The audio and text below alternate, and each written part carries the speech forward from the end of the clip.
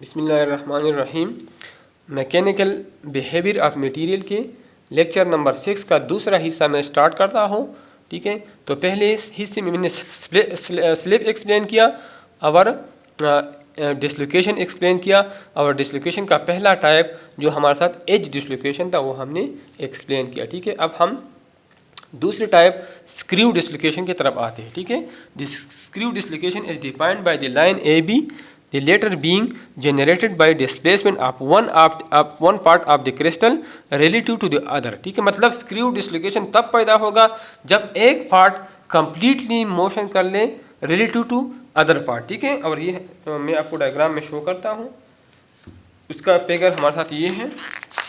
Actually ये हमारे साथ स्क्रू डिसलोकेशन है। ठीक है, अगर इस डायग्राम को आप गौर से देख लें तो ये हमारे साथ स्क्रू डिसलोकेशन है। ठीक है, इधर ये पार्ट, अगर ये पार्ट एक्चुअली असल में ये इसी पोजीशन पे है, ये इसी पोजीशन ये डिस्प्लेस हुआ और नीचे आया है। ठीक है, तो हमारे साथ एक सरफेस कंप्लीटली डिस्प्लेस हुआ है रिलेटिव टू दिस सरफेस। ठीक है, तो हमारे साथ इसमें ये इस किस्म की डिसलोकेशन हमारे साथ स्क्रू डिसलोकेशन है। अगर आप इसको देख लें, ये बर्गर सर्किट है, यहाँ से स्टार्ट हुआ है। ठीक है, और इस तरह आया है और यहाँ पे ख़त्म हुआ है। अब बर्गर वेक्टर ये है, इसी केस में हमारे साथ बर्गर वेक्टर ये है, ये हमारे साथ बर्गर वेक्टर ये वाला, ये बर्गर वेक्टर है। ठीक है, इसी पोजीशन में डिस्प्लेस हुआ है। ठीक है, तो इसी केस में एज डिसलोकेशन के केस में डिसलोकेशन और बर्गर वेक्टर एक दूसरे के परपेंडिकुलर थे, लेकिन इसी केस में डिसलोकेशन ये है, ये डिसलोकेशन है और ये बर्गर वेक्टर भी है। तो बर्गर वेक्टर और डिसलोकेशन हमारे साथ एक दूसरे के पैरेलल है, मतलब दोनों सेम डायरेक्शन में है। ठीक है, तो जब एक सरफेस डिस्प्लेस हो जाए relative to another surface, ठीक है, so this type of dislocation is called screw dislocation. ठीक है, तो इधर मैंने लिखा है the screw dislocation is defined by line A B. ठीक है, ये ए बी इधर है। ठीक है, ये ए बी है। ठीक है, ये हमारे साथ ए है और ये हमारे साथ बी है। ठीक है, ये सरफेस इसके साथ है और ये डिस्प्लेस हुआ है। ठीक है, तो ये लाइन ए बी हमें स्क्रू डिसलोकेशन शो करता है। ठीक है, तो the screw dislocation is defined by the line A B, the latter being generated by displacement of one part of the crystal relative to the other। मतलब एक part with respect to other part completely displaced हुआ है। ठीक है, the burger circuit above the screw dislocation assume the shape of a helix very much like a spiral staircase। ठीक है, steer की तरह नजर आता है, where an 360 rotation produce a translation equal to one lattice vector in a direction parallel to the dislocation line A B. जो burger vector produce होता है वो लाइन ए बी के पैरेलल है। मैंने आपको बता दिया कि डिसलोकेशन और बर्गर वेक्टर एक ही डायरेक्शन में पैरेलल है। The screw dislocation and burger vector are mutually parallel, ये दोनों एक डायरेक्शन में है, ये हमारे साथ पैरेलल है। ठीक है, तो ये मैं आपको एक्सप्लेन कर दिया, ये हमारे साथ स्क्रू डिसलोकेशन है। ठीक है, बर्गर वेक्टर भी मैंने आपको शो किया कि ये हमारे साथ बर्गर सर्किट है और इधर ये डिस्प्लेस हुआ है, तो ये हमारे साथ बर्गर वेक्टर बन गई। जिस पोजीशन पे डिस्प्लेस होगा वहाँ बर्गर वेक्टर बनेगा। ठीक है, तो इस पोजीशन से यहाँ तक आया है तो इसका डायरेक्शन नीचे होगा।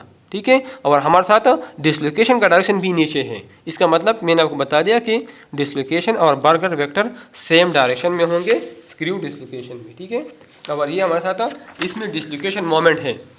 अगर इसको आप देख लें, पहले हमारे साथ इस पोजीशन पे डिसलोकेशन आया है, फिर ये यहाँ पे हुआ है, फिर डिसलोकेशन यहाँ मोमेंट किया है, फिर यहाँ पे आएगा, फिर यहाँ पे, और जब सरफेस पे आ जाए तो फेल हो जाएगा। ठीक है, ये डिसलोकेशन मोमेंट है स्क्रू डिसलोकेशन के लिए। ठीक है, पहले इसी पोजीशन पे है, फिर इसी पोजीशन पे आया है, फिर इस सी पोजीशन पे आया है, फिर फर्दर लोड अप्लाई करते हैं, आखिर में ये इस सरफेस को पहुँचेगा। ठीक है, तो ये हमारे साथ डिसलोकेशन मोमेंट्स हैं स्क्रू डिसलोकेशन। ठीक है, अब नेक्स्ट स्लाइड में कंपैरिजन है between screw dislocation and edge dislocation. ठीक है, तो स्लिप डायरेक्शन, ठीक है, एज में पैरेलल टू बी होगा, स्क्रू में पैरेलल टू बी होगा। ठीक है, ये मैं आपको शो करता हूँ। ठीक है, कि एज डिसलोकेशन में भी slip direction parallel to B होगा। ठीक है, इस तरह स्क्रू में भी पैरेलल टू बी होगा। तो ये मैं डायग्राम से आपको शो करता हूँ। ठीक है, अब इसमें देख ले। ठीक है, इस स्क्रू है। ठीक है, तो स्क्रू में स्लिपिंग इस तरह आता है। अगर आप इस सरफेस को देख ले, ये नीचे वाला सरफेस और इस ऊपर वाला सरफेस, तो ये नीचे पहले इसी के साथ था, जब स्लिप हो गया तो ये नीचे आ गया। ठीक है। तो इस डायरेक्शन में ये स्लिप हो गया, ठीक है, इस डायरेक्शन में हमारे साथ स्लिप हो गया, और इस डायरेक्शन में बर्गर वेक्टर, ये बर्गर वेक्टर है और स्लिप भी डाउनवर्ड आया है, ठीक है। इसका मतलब ये है कि स्क्रू डिसलोकेशन में हमारे साथ स्लिप और बर्गर वेक्टर सेम डायरेक्शन में है। इस तरह मैं आपको दूसरा स्लाइड शो करता हूँ, लाइन डिसलोकेशन वाला, ठीक है, एज डिसलोकेशन वाला, ठीक है। एज डिसलोकेशन में भी हमारे साथ स्लिप ये वाला है, ठीक है, ये लाइन डिसलोकेशन है, ठीक है, एज डिसलोकेशन है। तो एज डिसलोकेशन में ये हमारे साथ स्लिप्स है, ठीक है, इस इधर स्लिप बर्गर वेक्टर स्लिपिंग की वजह से आया है, ठीक है, ये बर्गर भी है और ये स्लिप भी है, ठीक है।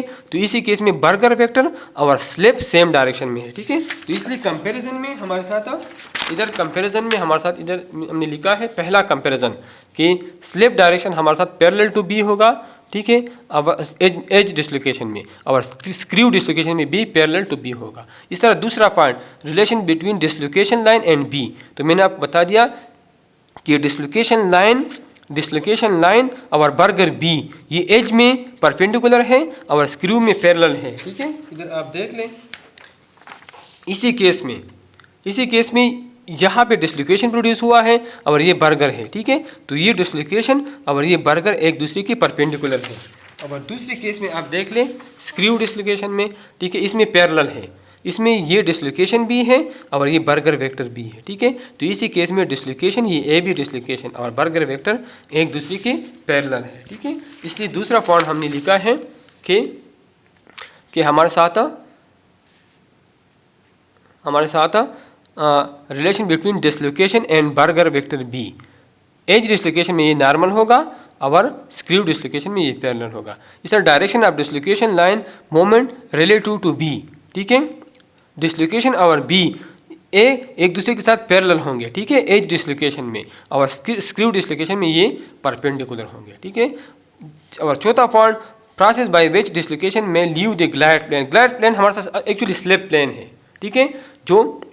जो स्लिप प्रोड्यूस होता है वो नॉन कंजर्वेटिव क्लाइम होगा, ठीक है, in case of edge dislocation, और क्रॉस स्लिप होगा इन केस ऑफ स्क्रू, ठीक है। तो जो हमारे साथ स्लिप फिनोमेना प्रोड्यूस होता है एज डिसलोकेशन में, हकीकत में हमारे साथ वो नॉन कंजर्वेटिव क्लाइम है, ठीक है।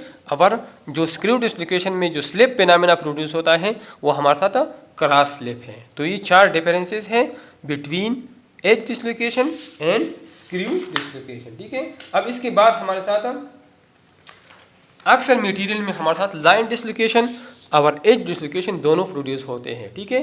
जिस तरह हमारे साथ ये केस है, ये हमारे साथ ए है, ए पॉइंट और साथ बी पॉइंट। तो इस पोर्शन में अगर आप लोग देख लें, इस पोर्शन में तो ये पोर्शन कम्प्लीटली डिस्प्लेस हुआ है, ये पोर्शन, ये नीचे वाला पोर्शन और ऊपर वाला पोर्शन अगर देख लें तो ये कम्प्लीटली डिस्प्लेस हुआ है। तो इस जगह पे हमारे साथ स्क्रू डिसलोकेशन प्रोड्यूस हुआ है और इधर हमारे साथ हमें कोई स्क्रू डिसलोकेशन नज़र नहीं आता, इधर हमारे साथ एज डिसलोकेशन आया है। तो अक्सर मटेरियल में हमारे साथ edge dislocation plus screw dislocation दोनों आते हैं, ठीक है। इसी केस में हमारे साथ ये ए पॉइंट पे पेवर स्क्रू है और बी पॉइंट पे हमारे साथ पेवर एज डिसलोकेशन है, और ए और बी के दरमियान जो रीजन है ये हमारे साथ combination of screw and edge dislocation है, ठीक है। तो अब इसकी डिटेल में हम नेक्स्ट स्लाइड की तरफ जाते हैं, combination of edge and screw dislocation, ठीक है। तो ये स्लाइड आपको नजर आता है, mix dislocation edge plus screw, ठीक है। The edge dislocation a unique slip plane can not be identified for the screw dislocation, ठीक है, rather an infinite number of potential planes may be defined since infinite number मतलब कि मैंने आपको बताया कि एक मटेरियल में हमारे साथ infinite number of dislocation possible है, ठीक है, जिसमें हमारे साथ स्क्रू डिसलोकेशन भी होते हैं, जिसमें हमारे साथ एज डिसलोकेशन भी होते हैं, ठीक है। Rather an infinite number of potential, एक डिसलोकेशन नहीं होता मतलब इनफाइनाइट नंबर ऑफ डिसलोकेशन होते हैं, ठीक है। Since the dislocation line potential slip planes में be defined since the dislocation line and burger vector are parallel to one another, ठीक है। ये हमारे साथ एज डिसलोकेशन में है। In fact the moment of screw dislocation is confined to दो set of planes that poses a low Peierls Nabarro stress. ठीक है, ये फेरल नेबेरो स्ट्रेस हमारे साथ एक्चुअली ये वो स्ट्रेस है जिससे हमारे साथ डिसलोकेशन फेनामिना प्रोड्यूस होता है। वो कम से कम स्ट्रेस जिससे हमारे साथ डिसलोकेशन फेनामिना प्रोड्यूस होता है। और ये दो साइंटिस्ट के नाम थे। ठीक है, तो उन्होंने इस स्ट्रेस पे काम किया था, तो इसलिए उन्होंने ये नाम दिया फेरल नेबेरो स्ट्रेस। ठीक है, तो ये हमारे साथ दो साइंटिस्ट के नाम हैं और उन्होंने इस स्ट्रेस पे काम, और ये वो स्ट्रेस है, ये वो कम से कम स्ट्रेस है जिस पे हमारे साथ डिसलोकेशन फेनामिना प्रोड्यूस होता है। Even so the screw dislocation possess greater mobility than the edge dislocation in moving through the lattice. ठीक है, मतलब कि स्लिपिंग फिनोमेना ज़्यादा है स्क्रू डिसलोकेशन में बनिस्बत एज डिसलोकेशन की। ठीक है, the moment of the screw dislocation from one slip plane to another take place by a process known as cross slip. Screw dislocation में आपको पता है जो स्क्रू डिसलोकेशन में स्लिपिंग होता है वो क्रॉस स्लिप है। ठीक है, and may be understood by examining the onset of plastic deformation. मतलब जो स्लिप डिफॉर्मेशन है उसकी वजह से प्लास्टिक डिफॉर्मेशन प्रोड्यूस होता है। ठीक है, तो इस स्लाइड में आप लोगों ने पढ़ लिया कि हमारे साथ एक स्ट्रेस है जिसकी वजह से डिसलोकेशन फिनोमेना प्रोड्यूस होता है, और हमारे साथ मटेरियल में कम्बिनेशन ऑफ डिसलोकेशन होते हैं, सिर्फ एक डिसलोकेशन नहीं होता। ठीक है, आप फर्दर डिटेल में जाते हैं। Since many dislocation in a crystalline solid are curved like the one shown, मतलब एक नहीं होता। ठीक है, they take place on an aspect of both edge and screw dislocation. ठीक है, हमारे साथ डिसलोकेशन कर्व्ड होता है, इसका मतलब है combination of screw and edge dislocation. ठीक है, pure screw at A and pure edge, ये स्क्रू नहीं ये एज है। ठीक है, ये दूसरा वाला ए पे जो पहला डायग्राम मैंने आपको शो किया उसमें ए पे हमारे साथ पेवर स्क्रू था और बी पे हमारे साथ पेवर एज है। ठीक है, तो डायग्राम मैं आपको दोबारा बताता, ये वाला ये इस डायग्राम की बात करता है। ठीक है, इस डायग्राम में हमारे साथ इस ए पोजीशन पे, ये ए पोजीशन है, ए पोजीशन पे पेवर स्क्रू है और बी पोजीशन पे हमारे साथ पेवर एज डिसलोकेशन है। ठीक है, तो ये वाला दूसरा ये एज डिसलोकेशन है, pure screw at A and pure edge at B, all points between A and B the dislocation poses both edge and screw components. A और बी के दरमियान जितनी भी पॉइंट्स हैं उस पे दोनों किस्म की डिसलोकेशन पाए जाते हैं, screw plus edge. A B is called a mixed dislocation. Mix मतलब combination of edge and screw. Example of a mixed dislocation is the dislocation loop. Dislocation can terminate at a pre-surface or a grain boundary, but never within the crystal. Dislocation either must from closed loop or network within branches that terminates at the surface. ये मैंने आपको बता दिया कि termination हमेशा surface पे ख़त्म होता है। जब डिसलोकेशन मोशन होता है तो सरफेस को पहुंच जाता है और आखिर सरफेस पे ये ख़त्म होता है, दरमियान में ख़त्म नहीं होता। जिस तरह मैंने आपको बता दिया, इधर हमारे साथ इधर हाफ प्लेन है, डिसलोकेशन यहाँ से स्टार्ट होता है, फिर इस प्लेन को आता है, फिर इस प्लेन को, फिर इस प्लेन को, और आखिर सरफेस तक पहुँच जाता है। ये दरमियान में रुकता नहीं, डिसलोकेशन मोशन करता है और आखिर सरफेस तक पहुँच जाता है और ये फेल हो जाता है। ठीक है, तो इस पॉइंट में इधर ये लिखा है dislocation can terminate at A pre surface, आखिरी सरफेस तक पहुंच जाते हैं, और ए ग्रेन बाउंड्री, गेन बाउंड्री नहीं है, ग्रेन बाउंड्रीज है। ठीक है, but never with in the crystal, crystal के दरमियान ये ख़त्म नहीं होता, डिसलोकेशन मोमेंट कंटिन्यू होता है उस वक्त तक जब ये फेल हो जाए। ठीक है, सरफेस तक। डिसलोकेशन इधर मस्ट फ्रॉम क्लोज लूप और network with in branches that terminate at the surface, जब ये सरफेस को पहुंच जाए तो डिसलोकेशन ख़त्म हो जाता है। The burger vector of one dislocation is equal to the sum of the other two burger vector। इसका मतलब ये है कि मिक्स डिसलोकेशन में आप स्क्रू डिसलोकेशन का बर्गर वेक्टर मालूम कर लें और एज डिसलोकेशन का बर्गर वेक्टर मालूम कर लें, दोनों को ऐड कर लें तो इसका सम मिक्स डिसलोकेशन के बर्गर वेक्टर के बराबर होगा। ठीक है, हमारे साथ ये फर्दर हम डिटेल में जाते हैं, इसकी डिटेल में। ठीक है,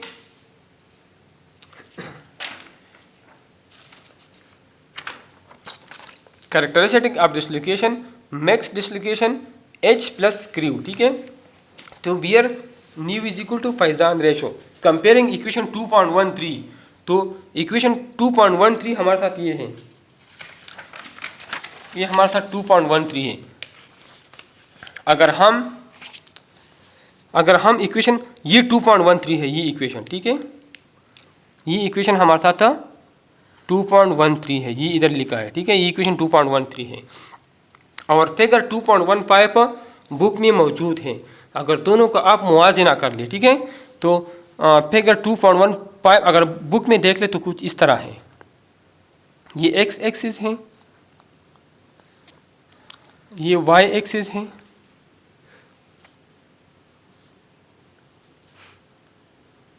ठीक है। इस तरह ये वो लाइन है, ये लाइन जो मैं ड्रा करता हूँ, इस लाइन पे x और y बराबर है। इस लाइन को हम x is equal to y line कहते हैं।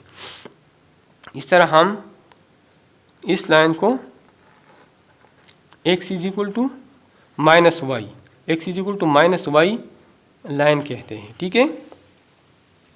इस लाइन को हम x is equal to minus y line, एक फिगर 2.15 जो बुक में है, ठीक है।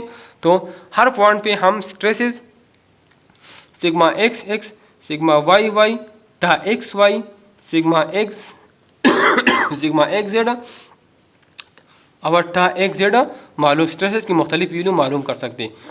तो शेयर स्ट्रेस हमारे साथ टा एक्स वाई और टा वाई एक्स ये साइमेट्रिक है, दोनों बराबर होंगे, क्योंकि जो डिसलोकेशन प्रोड्यूस है वो एक्स वाई प्लेन पे है, तो इसलिए शेयर स्ट्रेसेस एक्स वाई में मौजूद होगा। और एक्स जेड में और वाई जेड में हमारे साथ शेयर स्ट्रेसेस जीरो होंगे, ठीक है। तो ये इक्वेशन और इस ग्राफ का जो बुक में फिगर 2.15 मौजूद है उसका अगर हम मुआजना कर लें तो इधर हाफ प्लेन है, ठीक है, इस पोजीशन पे हमारे साथ ये हाफ प्लेन इस पोजीशन पे है, ठीक है, इसी पोजीशन पे हमारे साथ हाफ प्लेन मौजूद है, ठीक है, जो डिसलोकेशन जिसकी वजह से डिसलोकेशन प्रोड्यूस होता है, ठीक है। तो अगर वो पोजीशन पहले मैं एक्सप्लेन करता हूँ फिर स्लाइड में बताता हूँ, ठीक है। अगर इस हाफ प्लेन के ऊपर इस एक्सिस पे जहाँ पे x जीरो है, मतलब y एक्सिस है तो y एक्सिस पे x जीरो होगा, तो इसके ऊपर हमारे साथ कम्प्लीटली कंप्रेसिव स्ट्रेस मौजूद होगा, बाकी सारे ज़ीरो होंगे। जो कंप्रेसिव स्ट्रेस है वो हमारे साथ मौजूद होगा, बाकी सारे ज़ीरो होंगे। अब इस हाफ प्लेन के नीचे इसी हिस्सा में हमारे साथ पेवर टेंसाइल होगा, पेवर टेंसाइल या पेवर टेंशन होगा, बाकी सारे स्ट्रेसेस ज़ीरो होंगे। और एलांग हाफ प्लेन, ये प्लेन मतलब इस रीजन में जहाँ पे y जीरो है, एक्स एक्सिस पे y जीरो है, तो इस रीजन पे हमारे साथ पेवर शेयर स्ट्रेस होगा, पेवर शेयर स्ट्रेस, और बाकी स्ट्रेसेस जीरो होंगे, ठीक है। अब इस रीजन में ये सारी रीजन है, इसमें आपके साथ अगर ये x वैल्यू y वैल्यू इस तरह b की वैल्यू, ठीक है, ये सारी वैल्यू अगर आपके साथ मौजूद हो तो आप सारी वैल्यूज़ मालूम कर सकते हैं, ठीक है। तो स्लाइड में ये बात डिस्कस की इसमें, ठीक है। इधर लिखा है कंपेयरिंग इक्वेशन 2.13 विथ फिगर 2.15, जो मैंने आपको बता दी। We find a region of pure compression directly above the edge dislocation x is equal to 0। अगर एज डिसलोकेशन के ऊपर हम देख लें, एज डिसलोकेशन यहाँ पे है, हाफ प्लेन यहाँ पे है, तो यहाँ हमारे साथ कम्प्लीटली कंप्रेसिव स्ट्रेसेस होंगे, बाकी सारे ज़ीरो होंगे, ठीक है। तो we find a region of pure compression directly above the edge dislocation and pure tension below the edge dislocation, ठीक है। हमारे साथ तो इसका मतलब ये है कि इधर पेवर कंप्रेशन होगा इस हाफ प्लेन के ऊपर, यहाँ पेवर कंप्रेशन होगा और हाफ प्लेन के नीचे पेवर टेंशन होगा, ठीक है। और दूसरी बात along the slip plane, along the slip plane ये हमारे साथ स्लिप प्लेन है, इस पर पेवर शेयर होगा, ठीक है। ये हमारे साथ स्लिप प्लेन है, एलॉन्ग द स्लिप प्लेन हमारे साथ कम्प्लीटली शेयर होगा, बाकी सारे जीरो होंगे, ठीक है। Along the slip plane y is equal to 0, the stress is pure shear. For all other positions surrounding the dislocation, the stress field is found to contain compressive and tensile component as well as shear component। मतलब other component आप value से मालूम करेंगे। तीन तो हमें मालूम हो गई, तीन मतलब कि हाफ प्लेन के ऊपर इस एक्सिस पे हमारे साथ कम्प्लीटली कंप्रेसिव होगा स्ट्रेस, बाकी सारे जीरो होगा। हाफ प्लेन के नीचे इस एक्सिस पे हमारे साथ कम्प्लीटली टेंसाइल होगा, बाकी सारे जीरो होंगे। एलॉन्ग दिस हाफ प्लेन मतलब एक्स एक्सिस पे हमारे साथ कम्प्लीटली पेवर शेयर होगा, बाकी सारे वैल्यू जीरो होंगे। और इस रीजन पे जहाँ पे एक्स वाई बराबर है इस पॉइंट पे, यहाँ पे सर इस रीजन में हमारे साथ अगर फार्मूलेज में वैल्यू पुट कर लें तो हमारे साथ sigma X sigma Y tau X Y और सिग्मा जेड ये सारी वैल्यू मालूम हो सकते हैं अगर हमारे साथ सारी वैल्यू मौजूद है। ठीक है, इसलिए इधर लिखा है पर all other position surrounding the dislocation, the stress field is bound to contain compressive and tensile component as well as a shear component। ठीक है, ये हम वैल्यू से मालूम करेंगे। The elastic strain energy is an other elastic property of a dislocation। strain energy वो हमारे साथ उसका फार्मूला है 1/2 integral of R0 to R1 टा theta z b d r. R0 lower limit है, R1 अपर लिमिट है, तो R1 R0 ये हमारे साथ स्ट्रेन एनर्जी है। R0 वो पॉइंट है जहाँ से डिसलोकेशन स्टार्ट होता है, R1 वो हमारे साथ आखिरी सरफेस है जहाँ पे डिसलोकेशन ख़त्म होता है। ठीक है, टा थीटा जेड हमारे साथ शियर स्ट्रेस है, बी हमारे साथ distance between two equilibrium position जो पहले स्लाइड में मैंने डिस्कस किया था। ठीक है, तो note that the energy defined for the region outside the core of the dislocation R0 जहाँ से डिसलोकेशन स्टार्ट होता है to the outer boundary of the crystal R1 जहाँ पे डिसलोकेशन ख़त्म होता है। कंबाइनिंग इक्वेशन 2.11 एंड 2.14 मतलब टा थीटा जेड अगर इक्वेशन 2.11 से ये इक्वेशन 2.11 है, 2.11 में टा थीटा जेड की वैल्यू हमें मालूम है, तो अगर ये वैल्यू हम इक्वेशन 2.14 इधर पुट कर लें तो हमारे साथ ये इक्वेशन इस तरह बनेगा। ई स्क्रू इज इक्वल टू मतलब स्क्रू डिसलोकेशन में स्ट्रेन एनर्जी बराबर होगा 1/2 integral of R0 to R1 GB² divide by 2p dr/r। अगर इसका हम इंटीग्रेशन ले लें और upper limit lower limit apply कर लें तो ये हमारे साथ GB² डिवाइड बाई 2 हमारे साथ कांस्टेंट है और 1/r का integration natural log of r है। अगर हम upper limit lower limit apply कर लें तो ये natural log of R1 divide by R0 हमारे साथ आ जाएगा। तो ये हमारे साथ स्ट्रेन एनर्जी पर स्क्रू डिसलोकेशन है। ठीक है, स्ट्रेन एनर्जी पर स्क्रू डिसलोकेशन। ठीक है, और अब हम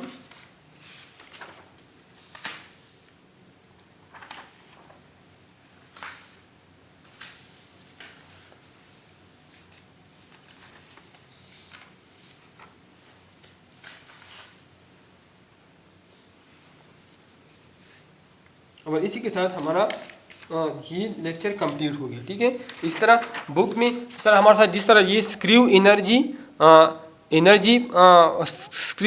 स्ट्रेन एनर्जी पर स्क्रू डिसलोकेशन, स्ट्रेन एनर्जी पर स्क्रू डिसलोकेशन का इक्वेशन है, इस तरह हमारे साथ बुक में स्ट्रेन एनर्जी इक्वेशन पर एज डिसलोकेशन है। ठीक है, तो आप इक्वेशन आप बुक से देख सकते हैं। ठीक है, तो इसी के साथ हमारा आज का लेक्चर ख़त्म हो गया।